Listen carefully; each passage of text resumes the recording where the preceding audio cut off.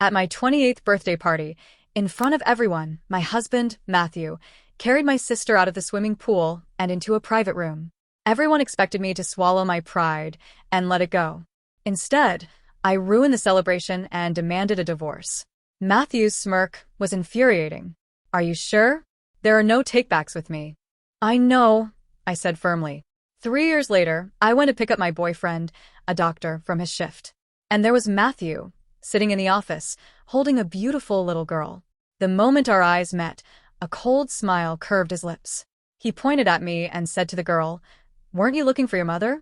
There she is." The hospital corridor was busy. The consultation room door had just closed behind the last patient. Matthew walked toward me, stopping inches away. His face was as hard and cold as I remembered. A perfectly tailored suit clung to his model-like frame, and the little girl in his arms, dressed like a tiny princess, clung shyly to his neck, watching me. "What's the matter? Don't you recognize your own daughter?" His lips curled, but the warmth never reached his eyes. "Then again, you haven't seen her in years. How could you?" Bitterness washed over me. In my rush to divorce him, I had given up everything: my husband, my life, and most painfully, our infant daughter. Everyone had called me heartless. Even my parents had scolded me. The day I first brought up divorce, my mother summoned me home. "You're divorced, so why didn't you take the child? She's your flesh and blood. How could you be so cruel?" I stayed silent, and her frustration grew. "Now that you're divorced, your sister will be marrying Matthew. Do you want her to be your daughter's stepmother?" My hands clenched into cold fists. In their eyes, this marriage had always been my sister Claire's. I was just a placeholder. But Claire wasn't even my real sister.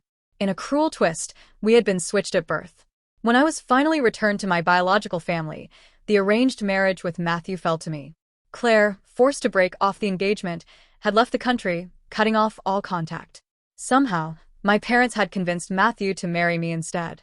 For 2 years, we were civil, even harmonious. But everyone knew Matthew was still searching for Claire. The day he finally heard from her was the day I went into labor. I woke in the middle of the night, my stomach seized with sharp pain. I reached for Matthew, but he was on the balcony, on the phone, his voice soft and coaxing.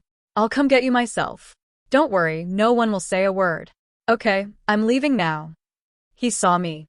"My stomach hurts," I said calmly. "Can you take me to the hospital?" He paused, then continued toward the door.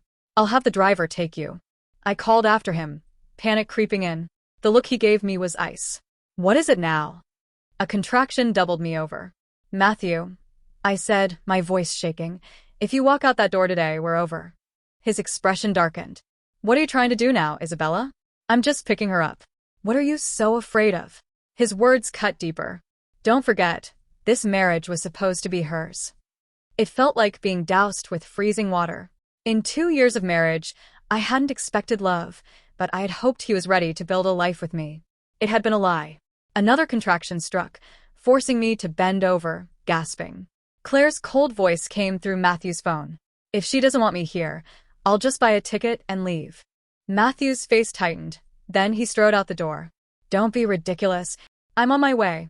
Claire, don't you dare leave." And just like that, all his affection, all his attention, it was never mine. I leaned against the window, trying to breathe through the pain. Then, a warm trickle ran down my legs. I dialed Matthew frantically. When he answered, his voice was icy. "How long are you going to keep this up?" "I'm bleeding," I stammered. "The baby." "Enough," he snapped, scorn dripping from every word. "I thought you were different. We'll talk when I get back." He hung up. Before our marriage, my adoptive parents had told me, "If you don't want to marry him, you don't have to. We'll support you forever." I had assumed that with our family's business ties, he wouldn't dare be so cruel. That night, I learned you can't expect someone who never intended to love you to care at all. The thought of divorce first entered my mind that night. An ambulance rushed me to the hospital. As I lay on the operating table, my life hanging by a thread, memories of the early days of our marriage flooded back. At first, we had been happy. He would take me to watch the sunrise over the ocean. He would kiss me when he'd had a little too much to drink. He was passionate, attentive, devoted. My friends were envious.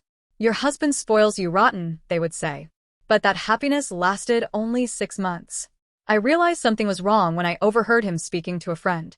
All this public affection, his friend asked. Is it to make Claire jealous? Doesn't seem to be working. Matthew leaned against the railing, a faint, mocking smile on his lips. Then we'll just see how long she can hold out. But your wife, she's a catch. Are you sure you're not catching feelings? Matthew sipped his drink and scoffed. It's just an act. Nothing to get emotional about. The indifference in his eyes became a constant ache. I tried giving him the cold shoulder, but he was perceptive, noticing every shift in my mood, coaxing me out of them. In turn, I coaxed myself, convincing myself his attention to Claire was pride, that if he could pretend to love me, I could pretend to be loved. I didn't know then that time doesn't heal, reunions do. As the surgery dragged on, the medical staff's movements grew frantic. Another memory surfaced. After our engagement, Claire had gone on a hunger strike and fainted from low blood sugar. Matthew had carried her into the emergency room through pouring rain, his white shirt soaked, clutching her hand and calling her name. I had followed with the forms, watching him fumble in his pocket for a piece of candy, gently placing it between her pale lips. He had been suffering from a stomach ache that day himself, yet he stayed by her side all night. And now, as I fought for my life from an amniotic fluid embolism, I couldn't even reach him on the phone. Yes, I had liked him, but I would not debase myself for him. By some miracle, I survived. 5 days later, I was moved out of the ICU. I hadn't seen Matthew, but the nurses whispered the news.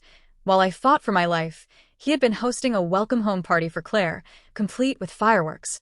Under the glittering sky, they had shared a quiet, restrained passion that was never mine to claim.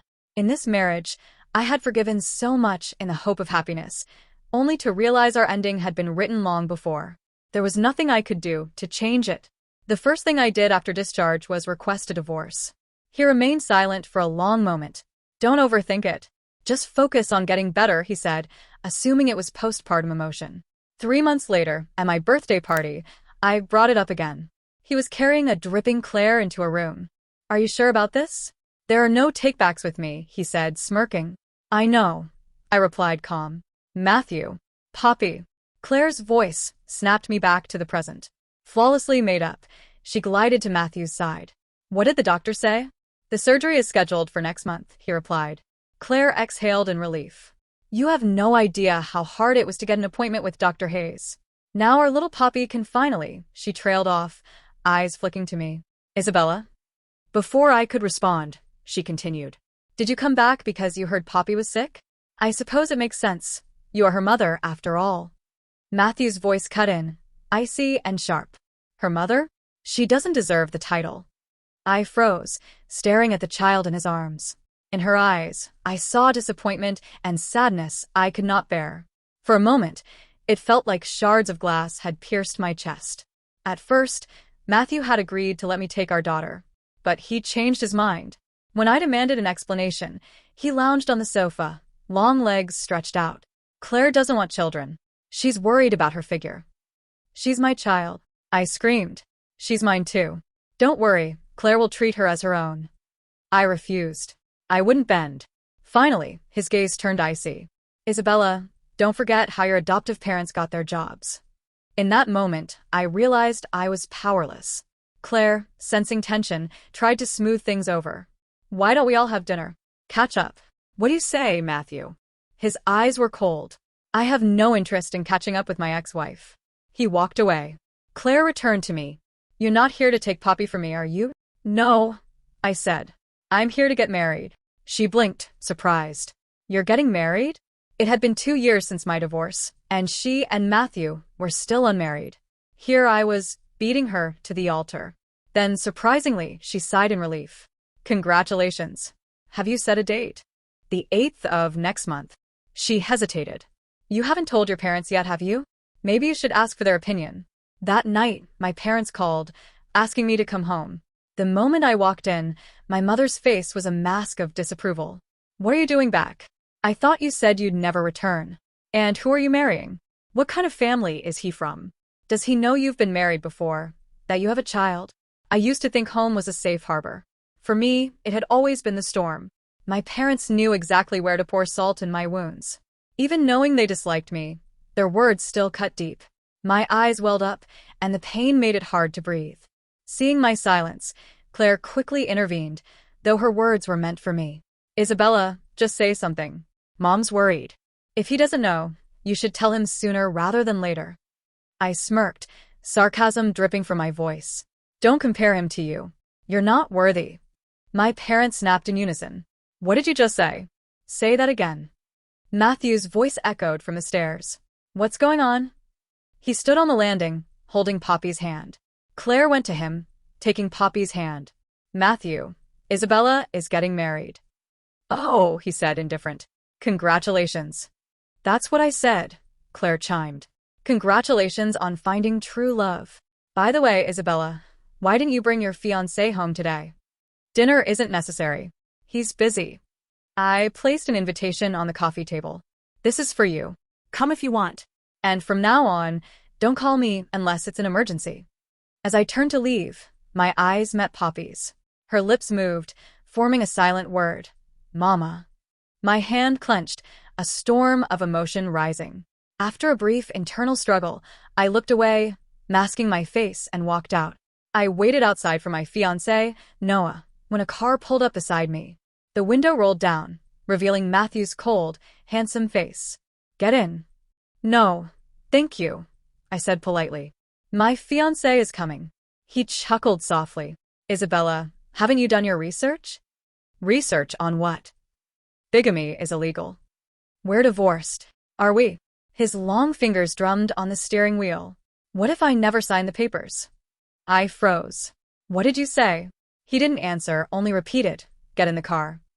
I stayed put, trying to keep calm. Why didn't you sign them? Leaning casually on the open window, he looked relaxed and infuriatingly smug. You want to know? Get in the car. Some people's love is only a fraction of what they pretend it to be. Matthew was one of those people. Even after our divorce, he still played the victim. Matthew, I said, gaze steady. You're not still hung up on me, are you? A flicker of surprise crossed his dark eyes, then vanished, replaced by a scornful smirk. Are you worthy? Oh, then why haven't you married Claire yet? His cold smile returned.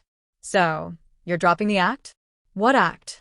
You've been asking about when Claire and I are getting married. Weren't you hoping to get back together with me? I didn't deny it. I had been asking, but not to win him back. I was preparing to fight for custody of my daughter. A few weeks ago, I had received an anonymous email containing a recording of a conversation between Claire and my mother. Mom, Claire said, Isabella is getting remarried, but Matthew still won't marry me. Does he not love me anymore? Of course he loves you. You're overthinking, my mother replied. But all his attention has been on that child. He barely spends time with me. You fool. Be clever. If all else fails, have a son for him.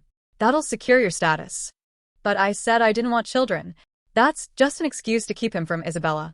Listen to me, a mother's status is secured by her son. Claire had agreed. You're right, Mom. I was so afraid Isabella's return would make you favor her. Don't be silly. There's a difference between the child you give birth to and the child you raise. By morning, my mind was made up. I would get my daughter back. I had a plan. The only unexpected obstacle was Matthew not signing the divorce papers. You have 1 minute to decide, Matthew said, breaking into my thoughts. What do you want? I asked. His answer was evasive. Poppy wants to go to the amusement park. I'm busy tomorrow. You take her. I wanted to refuse, but his gaze was too sharp. I couldn't hide anything from him. 9 o'clock tomorrow morning. Don't disappoint her, he said. The next day, I arrived at the amusement park to find Matthew and Poppy already there. He handed her over to me with effortless ease. I'll be back to pick her up at 5, he said before leaving in a hurry. I held Poppy's small hand as we walked inside. What do you want to ride? Her big, dark eyes held a cautious gleam. I want to ride the bumper cars, but Daddy won't let me. Her sweet, childish voice melted my heart.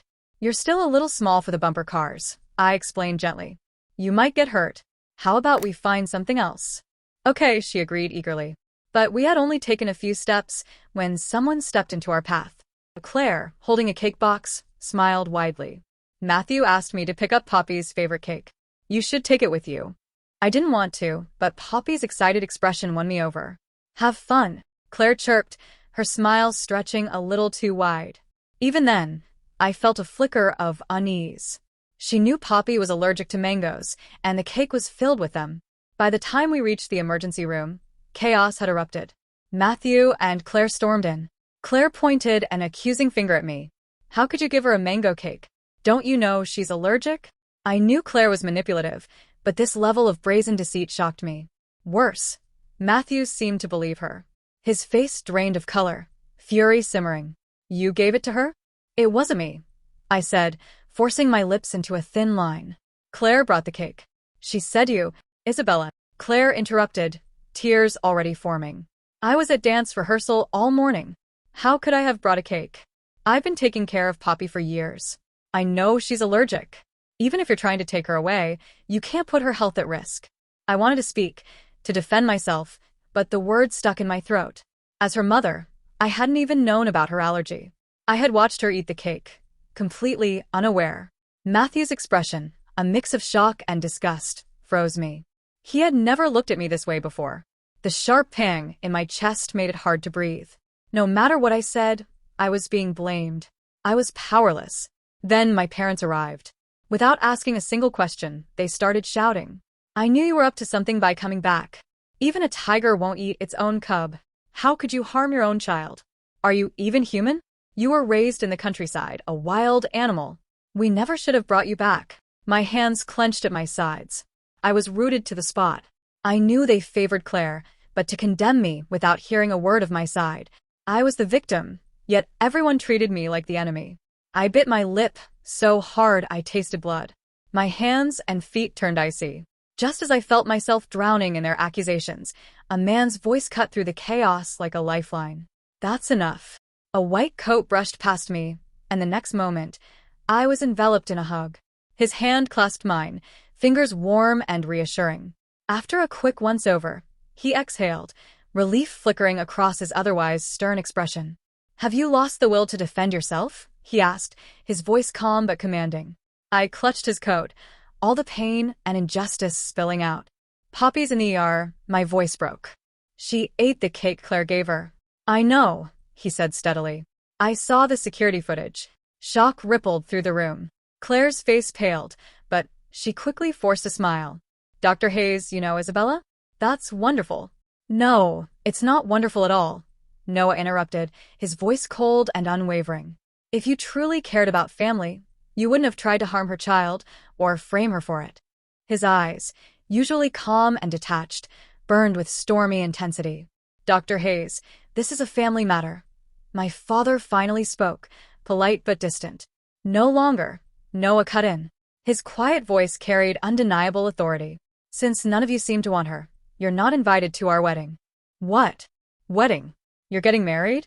So you're the man she's marrying? Shock hung over the room like a cloud. Even Matthew, who had been silent until now, raised an eyebrow. But Claire's reaction was the most telling, disbelief and jealousy contorting her face. How is that possible? You're getting married? Do you know she's been married before, that she has a child? They must not have opened my invitation, or they would have known. No right to happiness for a woman who's been married and has a child? Noah's gaze on Claire was icy. That's not what I meant. Noah cut her off again, sharp and precise. You harbor surprising animosity toward other women. But I suppose it takes a heartless person to harm a child. Dr. Hayes. Matthew interjected, his voice low and dangerous. Watch your words. Noah smirked but directed his next words at Claire. Instead of plotting against a child, perhaps you should check your fiancé's marital status. Claire frowned. What do you mean? Your fiancé is still a married man. A heavy silence fell. It stretched until the ER doors opened. Noah and I rushed forward. Matthew started to follow, but Claire grabbed his arm. Matthew, aren't you going to explain? We'll talk at home. He shook her off and hurried into the elevator with us. As the doors closed, Claire's face twisted with jealousy and rage. Claire must have followed Matthew to the hospital, though I didn't see what happened next. By late that night, Matthew returned. Poppy was stable and sleeping soundly. He stood before me, tall and imposing. Do you love him that much? The question hit unexpectedly, but I understood what he meant. Matthew had met Noah years ago at our wedding. While everyone toasted us, Noah hadn't looked at me, quietly sipping his drink. A man like Matthew must have noticed, yet he never commented, only expressed his displeasure subtly. In the end, I had confessed my feelings. I remembered his knowing, mocking smile when he discovered Noah and I had been study partners. "You're in love with him," he said. I hadn't denied it. In high school, many girls had a crush on Noah, including me. Tall, handsome, quiet, and steady, he carried a maturity and purpose that stayed with me to this day. "Do you love him more than you loved me?" Matthew's voice pulled me back to the present, his dark eyes fixed on mine. I let out a soft laugh. "You're not worthy of the comparison." His composed mask faltered. "What did you say?" It was no wonder he was shocked. For years, I had played the obedient wife, careful never to defy him, hoping to win his heart. I learned the hard way. Someone who never intended to love you cannot give you anything. "Matthew," I said firmly, "we need to redraft the divorce agreement. I want Poppy." "Impossible," he refused instantly. "I'm not asking. I'm telling you. After everything that happened, I couldn't leave Poppy with them. If Claire was willing to harm her before even being her stepmother, what might she do if we lived under the same roof?" I was determined, no matter the cost. Matthew's face darkened. "You want my daughter to call another man dad? Not on my watch. Poppy is my daughter too. And Noah is a pediatrician. He can care for her better." "In your dreams." Matthew's low snarl sent a chill through me. "In that case, let's just not get divorced." "What did you say?" I shook with disbelief. A cold smile spread across his face. "You can't bear being without your child, can you? Then let's give her a complete family. No divorce."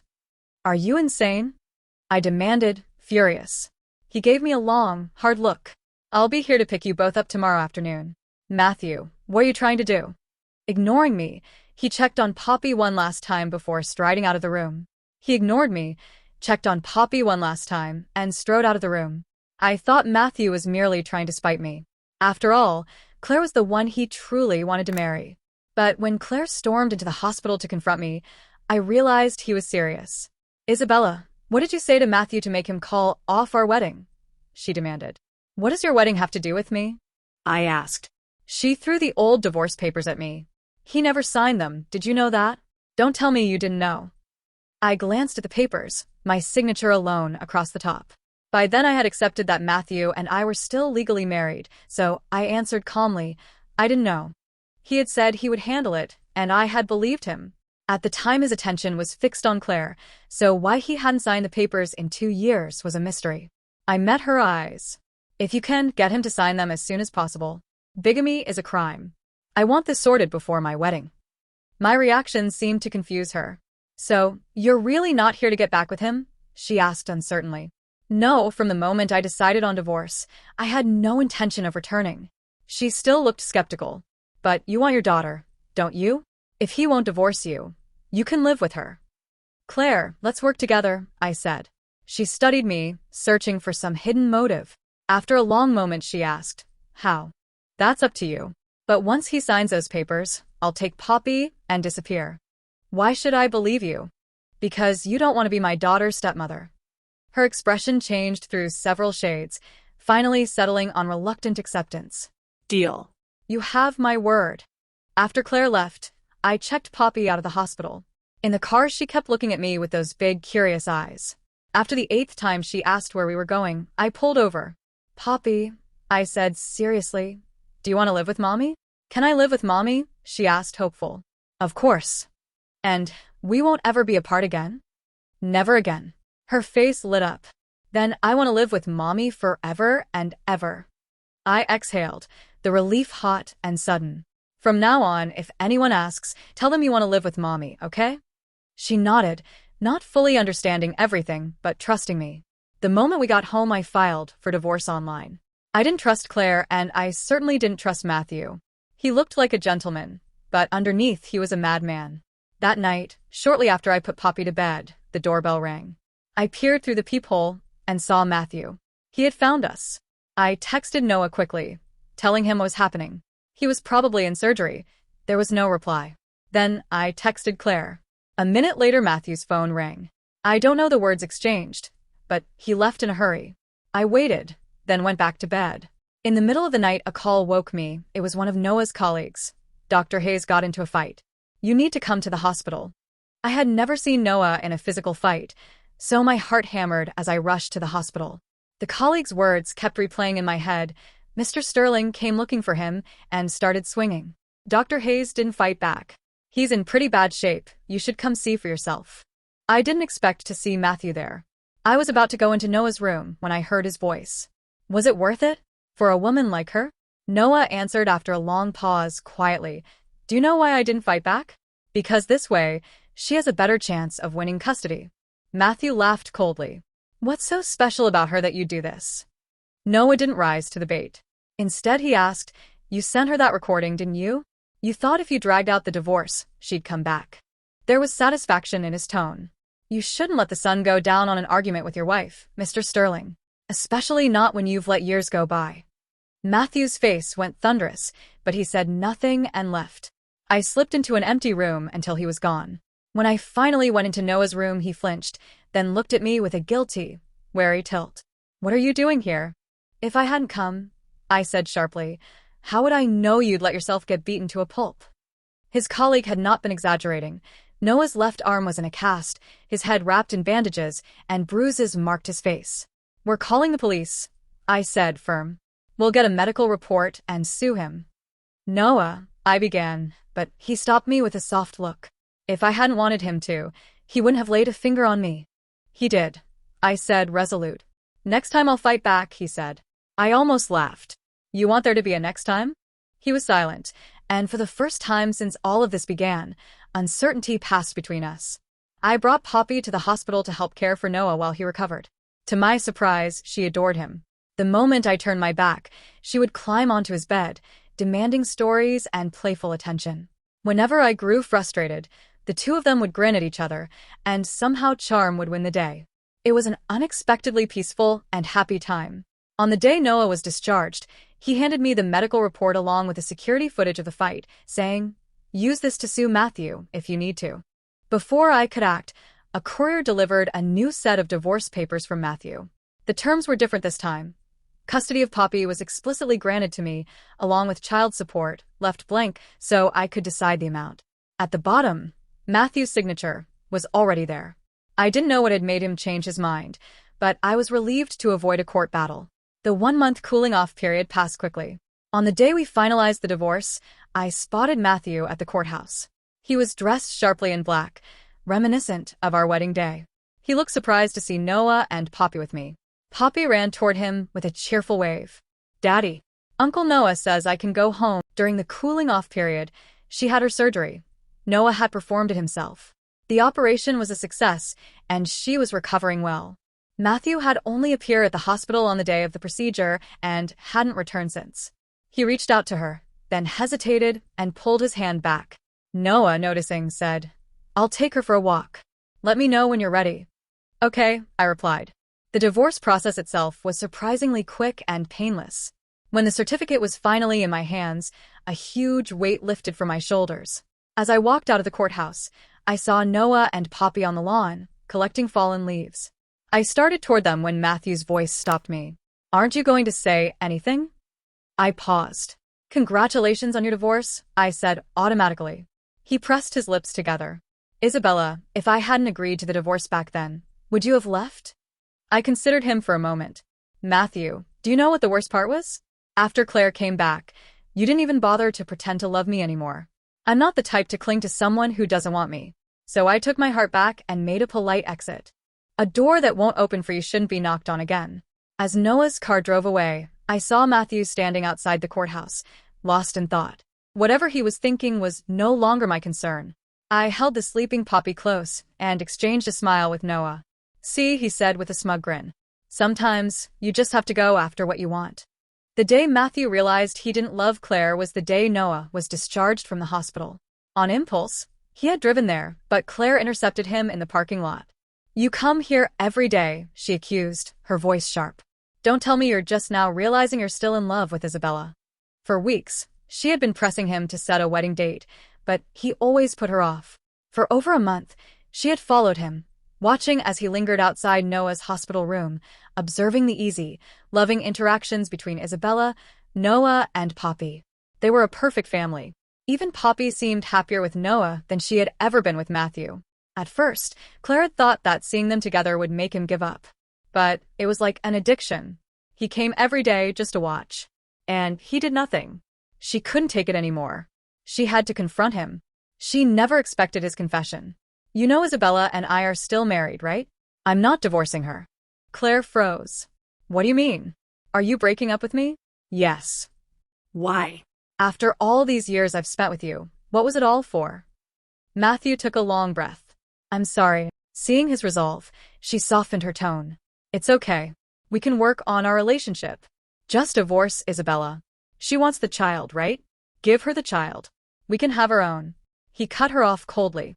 What I mean is, I'm never going to marry you. She froze. Why? He scoffed. Did you really think I didn't know what you were up to? Mistreating my daughter, feeding her mangoes.